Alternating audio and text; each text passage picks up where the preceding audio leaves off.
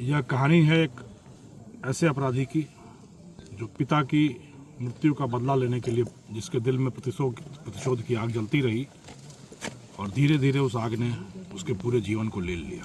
प्रतिशोध पूरा हुआ या नहीं हुआ यह तो वही बता पाएगा, और उस आग में उसका पूरा जीवन होम हो गया। हत्या का, पिता की मृत्यु का बदला लेने के लिए उसने हथियार चलाना सीखा, हथियार बनाना सीखा, और हथियार से बदला तो नहीं ले पाया पर बहुत सारे पैसे कमा लिए। उससे भी संतुष्टि नहीं हुई तो पितरों की संतुष्टि के लिए, पितरों की आत्मा की संतुष्टि के लिए, अपनी आत्मा की संतुष्टि के लिए जादू टोना सीखा। खुद के जीवन में शांति आई या नहीं आई ये तो नहीं मालूम, पर दूसरों को जीवन में शांति लाने के नाम पर बेवकूफ़ बनाने का धंधा चल निकला। यह कहानी है, जी हाँ, यह कहानी है भीमदान और भीमदान पुत्र श्री मोहनदान की, जो बीकानेर के देशनोक इलाके का रहने वाला है। मध्य प्रदेश के अमरावती इलाके में फर्नीचर का काम करने गया।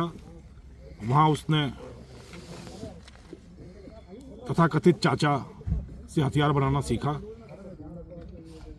और वो हथियार बनाने की कला लेकर वो इस इलाके में आया और चूरू, नागौर, जोधपुर, बीकानेर, इस पूरे इलाकों में हथियारों के सप्लाई के, हथियारों की आपूर्ति के सरगना के रूप में खुद को स्थापित किया और अनगिनत हथियार, चाहे वो 12 बोर के हों, 315 बोर के हों, 32 बोर के हों, अनगिनत हथियार मार्केट में आपूर्ति की उसने।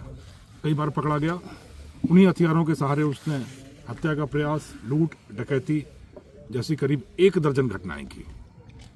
1 दर्जन घटनाएं करके आखिरी घटना जो संज्ञान में आई वह घटना थी रामदेवड़ा, जैसलमेर के रामदेवड़ा में करीब 2 लाख रुपए की लूट की गई उन हथियारों के सहारे।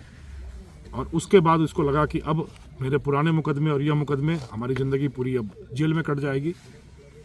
तो इसने शांति और स्वांग का रूप धरा और नासिक, महाराष्ट्र के नासिक के मरम पर्वत इलाके में जाकर जादू टोना सीखना शुरू किया। क्रू, नागौर, खासकर गुटन, जोधपुर ग्रामीण, बीकानेर के इलाकों में कई जगह अपनी धुनी बनाई, खूब चेले बनाए और भीमदान बन गया भैरवगिरी बाबा।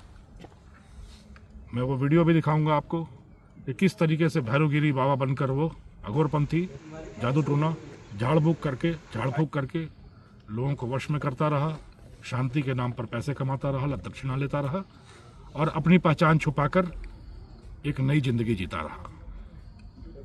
पर कहते हैं कि कानून के हाथ बहुत लंबे होते हैं, ये कहते नहीं है, सिर्फ दिखता भी है। और उसी की परिणति यह है कि एक बार फिर वह कानून के शिकंजे में आ गया। करीब 5 साल फरार रहा। पुलिस जिस तरीके से एक्लोना टीम उस तक पहुंच पाई वह भी बड़ी एक नाटकीय कथा थी।